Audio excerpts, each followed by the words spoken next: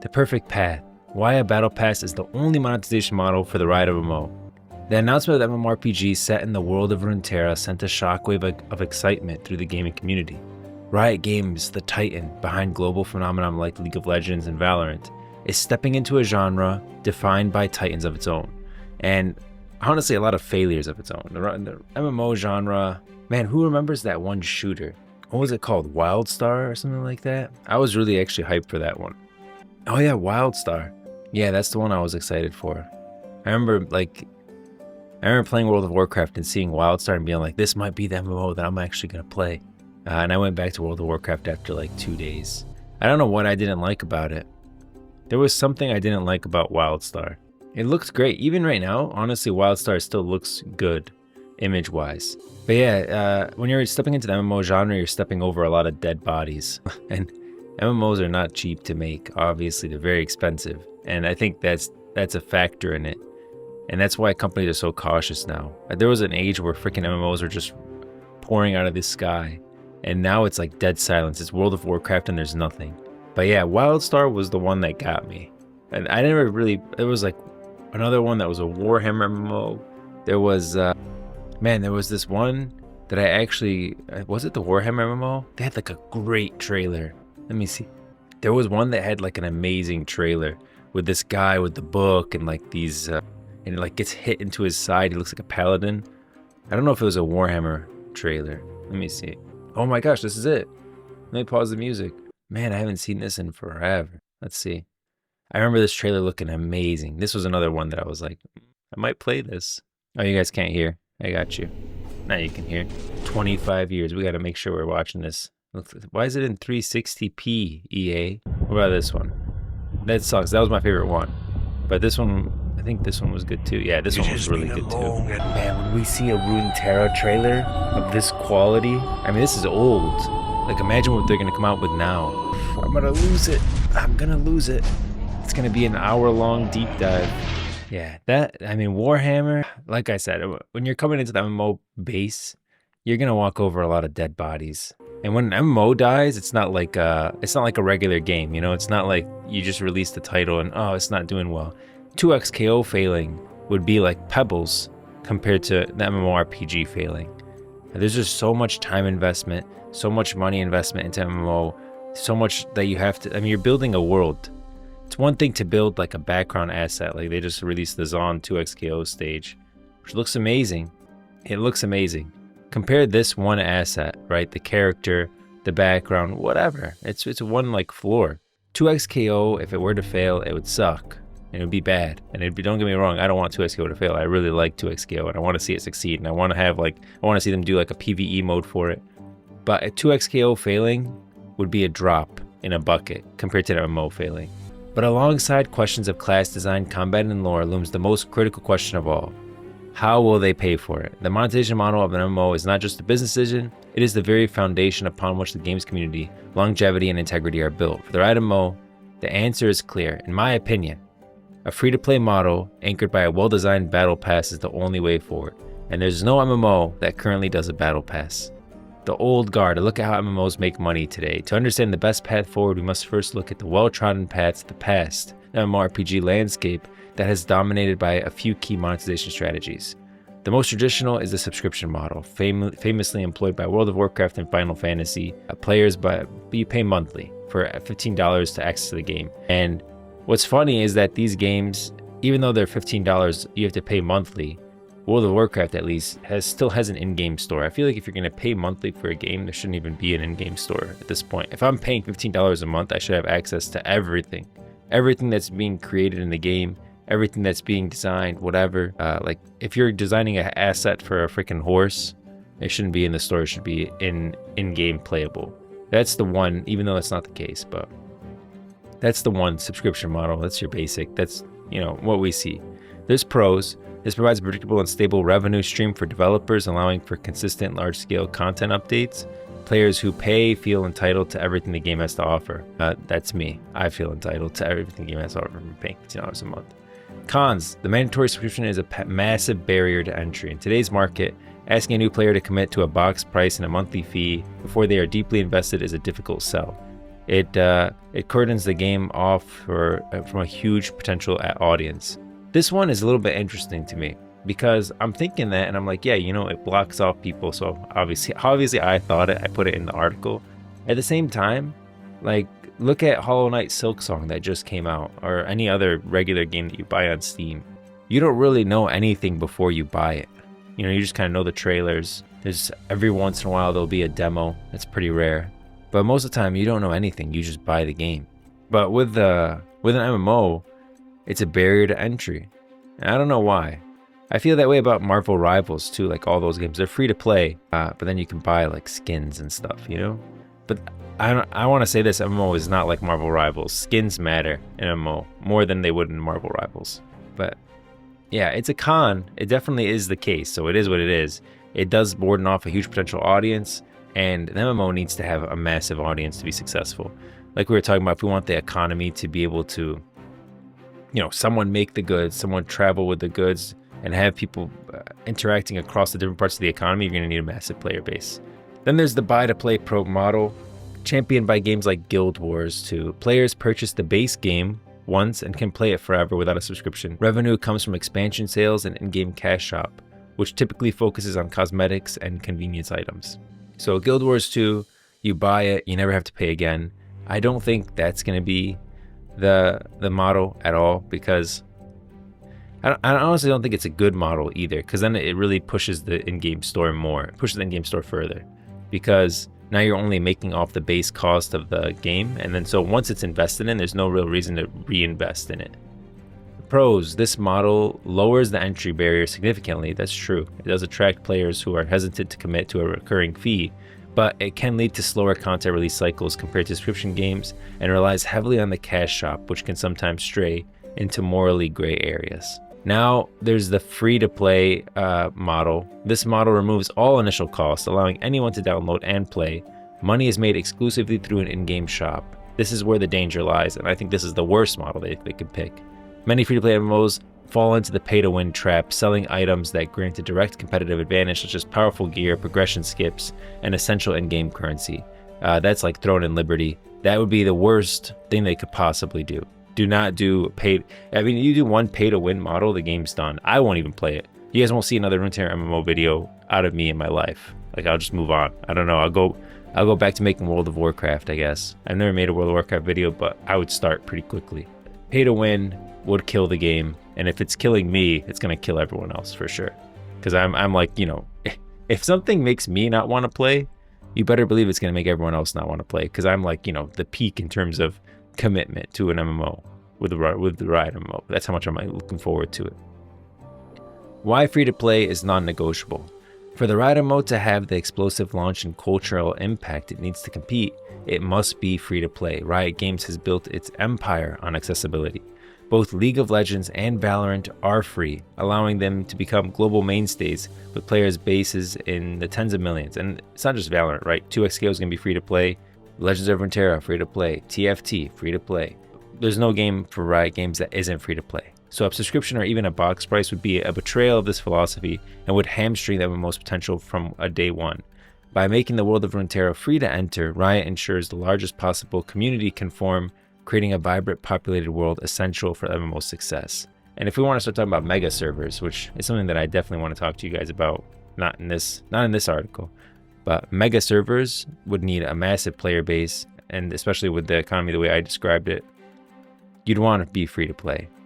The MMO difference, why you can't just sell cosmetics. The problem with selling cosmetics in MMOs really revolves around that you need to be able to see people at initial. I have images to show you guys that, so let me get to that. But like, you need to be able to see them. Like, seeing someone's gear is important in an MMO. It's one of the big pluses that Classic has over retail WoW. This is where the standard free-to-play model breaks down for an MMO. In a game like Valorant and League of Legends, a cosmetic skin is just that, a cosmetic. A flashy gun skin you buy doesn't change the weapon's stats. In an MMO, however, your appearance is your resume. Your gear is a testament to your achievements. Like in League of Legends, a guy who wears, who has a specific cosmetic for that character attached means absolutely nothing. And everyone knows it means absolutely nothing. You go into Valorant. Does the skin on his gun matter at all? No, it doesn't. But in World of Warcraft, it does. You're walking through a capital city. Like, look at this. These are one of the coolest things I've ever seen. I never bought anything from the in-game store for World of Warcraft, but I always thought these were freaking awesome. Look at the hood of the Hungering Darkness, the crown of Eternal Winter, the jewel of the Fire Lord. Freaking, I wanted the hood of Hungering Darkness so bad, but it's just the in-game store item. You can never actually unlock it. It's too loud, isn't it?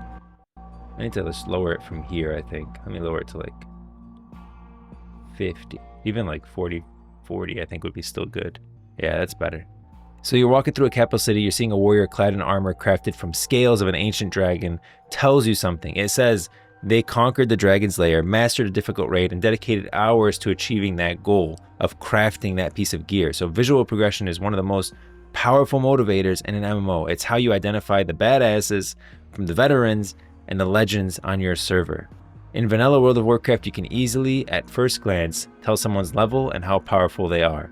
Looking at this, I can clearly tell this is like a level 3 freaking gnome warlock. Versus this guy who's jumping in the middle, he's probably like level maybe, I see like 30 something, 30, 32, 33, whatever. You look at this gnome up here, he's probably like level 20, 22, you know?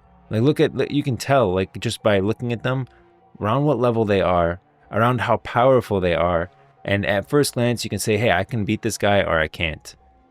You go to retail WoW. If you allow players to simply purchase an equally impressive looking armor set from a cash shop, you destroy this entire system. You devalue the achievements of every player who earned the gear through gameplay. The hub city becomes a fashion show where you can't distinguish a hero from someone who with a healthy bank account. This is the cardinal sin of MMO design. You look here in retail MMO, you can't tell me this freaking Tauren, shirtless with a bouquet of flowers, could be the greatest druid on the server. Like one of the greatest PvP druids on the server. We don't know. But you just can't tell anymore. Like this guy files, that's like an NPC. But there's no way you can ever tell how powerful these characters are anymore. At first glance, it doesn't mean anything.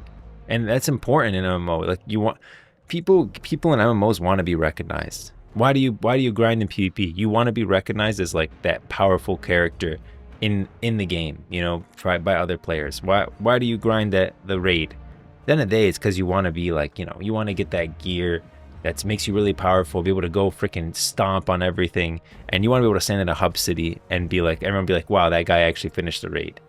But I shouldn't have to inspect you and go to your achievements to see if you actually completed the raid or not. I should know just by looking at you. The Riot Way, a battle pass built for an MMO, which no MMO has a freaking battle pass right now. Riot Games loves battle passes though, and for a good reason.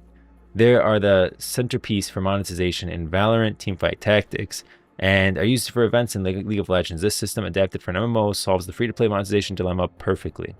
So you have, this is Wild Rift. This is the Valorant Battle Pass. Then there's this, which is, this is Legends of Runeterra. And this is the League of Legends Battle Pass. They do a Battle Pass for every single game. Like, I think it's a safe bet to assume that the MMO is going to have a Battle Pass. So here's how it would work.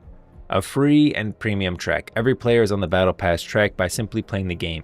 Questing, crafting, dungeoneering, raiding. They earn XP and progress along this track, unlocking rewards from the free tier players that they can then choose to purchase the premium pass for a one-time season, you know, $10 to unlock the parallel track of much more exclusive rewards. I think it'll be more like 20 because it probably run for a long time.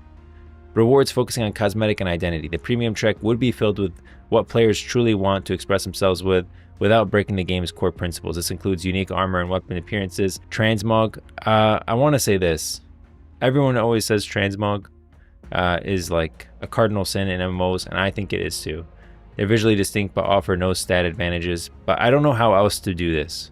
So I put it in the article because I want to make sure I talk to you guys about it. How can you get around transmog? Like I was saying in Classic WoW, you can clearly tell what gear everyone's wearing, and over here you can't anymore. Like everyone just looks the same. Transmog, I feel like kind of did that as well. It's not just about the gear that you buy from the store. It's really transmog is a core part of that issue. But how can you incentivize players on the Battle Pass without transmog? You know, without unique appearances. But you don't want it to be like a stat advantage. It can't be pay to win. It can't be the guy who buys the Battle Pass has a statistical advantage over people that don't. Right? Because then the game becomes pay to win. So how do you do it? Like, what do you give? Custom mount skins. Mounts, I feel like, are definitely a place where you can do that. That's fine. That's not pay to win. But at the same time, like mounts in MMO, when you when you finish a raid and you get that mount, what's the first thing they always do? They go straight to the hub city and stand on stand on the pedestal or something and show off that, oh, they're on this mount or whatever. I'm removing this just because there's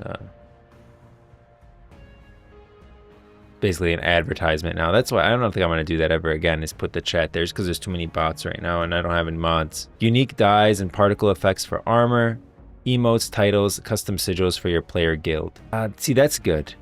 The unique dyes and particle effects, it's like this stuff I think is going to be included, but I want to know if you guys think of a way around it. I don't want to have dyes and particle effects for armors that, well, no, dyes and particle effects for armors is actually good. That could actually work. Because then you have your gear, it's clearly obvious, like you got these shoulder pads from this raid, but then you can, have dyes for a particle effect. So you still have to unlock the gear, but then you can, you have additions that you can put onto it. That might be good. Emotes, who cares? Titles, who cares? Custom sigils for your player guild, who cares? That's all fine. I'd say these two are the best, and these two are questionable. The final reward, an earned piece of gear. This is a crucial distinction. Placing a powerful piece of gear at the very end of a 100 tier battle pass is not pay to win. Why? Because you cannot buy tiers. So I do think that at the end of the battle pass, you can have a powerful piece of gear that people unlock, but it has to go for free and premium players. So whether you pay or you don't pay, if you play the game enough and you get to the end of the battle pass, yeah, you can get like a piece of gear from it. The only way to reach the end is to play the game extensively over the 3-month season. If it's like that the gear isn't bought, it's earned through hundreds of hours of dedication. It becomes a deterministic reward for consistent play, offering a clear goal for dedicated players each season. It respects the player's time while still encouraging the purchase of the pass. I feel like that'd be fine. If you put like an item at the end and it's not, I wouldn't say it's pay to win, because you still have to reach the end of the battle pass and you don't put on the premium track. Like usually that item at the end of the battle pass is for premium and regular players. So the pillars of a healthy MMO economy. This battle pass system allows Riot to adhere to the unbreakable rules of a fair MMO monetization, ensuring the long-term health of the game. Never sell player power. The battle pass offers cosmetic alternatives, non-statistical advantages, and the best gear must always come from conquering the game's most difficult content. You can never sell progression. The pass rewards you for playing. It doesn't sell XP boosts or level skips. Buying the battle pass doesn't make you level faster or create a stratified community and devalue the journey of leveling. So like that's a big no-no. And never sell in-game currency. So like the battle pass shouldn't give you, if you're playing World of Warcraft, more gold. Like direct selling of gold or other currencies for real money is the fastest way to destroy a player-driven economy, enabling bots and creating rampant inflation. Because let's say that you sell currency on a battle pass and it's like a decent amount of currency, like you get a lot of gold. The second thing you're going to get is bots. They go on, they farm the freaking battle pass by just whatever's the fastest way to do it. They get all the gold and then they use that gold to destroy the player economy for their own benefit with a website that they sell stuff on. So you can't put in-game currency on there. By adopting the battle pass, Riot Games can fund its ambitious MMO with a continuous revenue stream, keep the game free to play to attract the largest audience possible, and most importantly, protect the sanctity of player achievement. It creates a world where your legend is forged in dungeons and raids, not in a checkout cart. And an MMO, that is the only thing that matters. So that's my take on it. I think the Riot MMO should absolutely be a battle pass. I don't think, the box price, I feel like it's too much of a barrier to entry. I think free to play is definitely the way to go, and I don't think you can sell cosmetics. And I would love to do away with the transmog, but I'd love to do away with this. I want to get rid of like custom mount skins and transmog. If there's another way for the game to make money, right, on the battle pass. Like the battle pass still needs to sell. People still need to want to buy the battle pass. I don't think a couple unique dyes and particle effects is enough, and emotes and titles and stuff. Just joined, so don't know if you have talked about this, but I hope they have regional currencies. Like Demacian currency is different from what you use in Bilgewater. Yes. Oh man, like Bilgewater has the silver krakens, right? Yeah, they look like that. That actually comes from the Riot Ruined King, like collector's edition. Bilgewater currency, yeah. That's one we've seen. We've actually seen this in, those are Tellstones. Right here. Well, we just saw it. They're silver krakens. I think that's what they're called. We see them in Arcane. Arcane, Bilgewater coins. Maybe they'll come up. I know I talked about them in the video. Yeah. Jinx has them. I have no idea. But yeah, they all have different currencies. So that would be pretty cool. And we see that in Rune King, literally. I wonder if I can search it here. Yasuo and Ari try to get a room. They pull up with Noxian coin. Man, we just did that yesterday. I might post my playthroughs eventually, like as one big video, so at least we have it to skip through and... Oh, right here. Right here. Okay. Oh, you want the hourly rate or... Listen to this. 2 rooms for the night. You sure? 1 room will do. Is that Noxian coin? Yep. That ain't no good here. We only take silver serpents, no exceptions. Look, it's Silver the only serpents. money we've got. Not my problem. Take your foreign coin someplace else. Yeah, you know, she has like, what's it called? She uses her charm ability to make him take the coin. But yeah, like if you go to Bilgewater, you know, yeah, maybe you should have to exchange your coins, you exchange your currency. You know, you do something for Noxus, yeah, you get like a Noxian coin. Is that good in Demacia? Why the heck would it be good in Demacia? So that, honestly, that'd be really cool. That might be difficult, like to manage. After all, like how many currencies are you gonna have? But at the same time, man, for player fantasy, like having a lot of currency in Shurima, yeah, you should be able to go into Shurima and purchase things that you know, other people couldn't. Because you did a lot of stuff in Shurima, you got Shuriman currency. Versus, you know, you did a lot of stuff in Noxus, yeah, you have a lot of Noxian currency. Bilgewater, a lot of Bilgewater currency. Maybe Bilgewater currency can be used to purchase stuff on the black market in Bilgewater. But you can't go there with a freaking Demacian coin. I really like that idea a lot. I think it's great. Mounts, weapons, skins, and armor skins would be the highlights of the battle pass. Yeah, I know, but I want to get away from that. I wish there was another way. I know, like, unique armor, weapons appearance, transmog would be great for the battle pass, but is there a way to do a battle pass without that? Because I really want to keep this, because I felt like this is the number 1 piece about Classic WoW, is that from here, from this image, I can see exactly how powerful everyone is. Like I was saying, this gnome down here, he's like level freaking 3, 4, 5, whatever. He's really low level. This gnome over here on the right, on the pedestal, he's like level 22. This guy in the middle jumping, he's like 30 something. You can immediately tell how powerful someone is, but once you introduce transmog, then it looks like this, and you get this guy with the flowers, the shirtless guy, who's the master botanist, but he might be the #1 PvPer on the server. It's just becomes very hard to tell how powerful someone is anymore when you start giving away mounts and transmog. Like, I want to be able to walk into a hub city and see who the badasses are at first glance. Would be so cool, but maybe it would be hard to balance. Yeah, exactly. It'd be hard to balance, but man, like for world fantasy, having a different currency in every place sounds really cool. And, you know, you have to earn it. Like, you have to do stuff in Demacia to be able to get that Demacian coin. You have to do stuff in Shurima to get the Shuriman coin. Piltover and Zon, same thing. But Piltover and Zon obviously can have the same currency. But yeah, I like that idea. And we know that that's the case because of what I just showed you.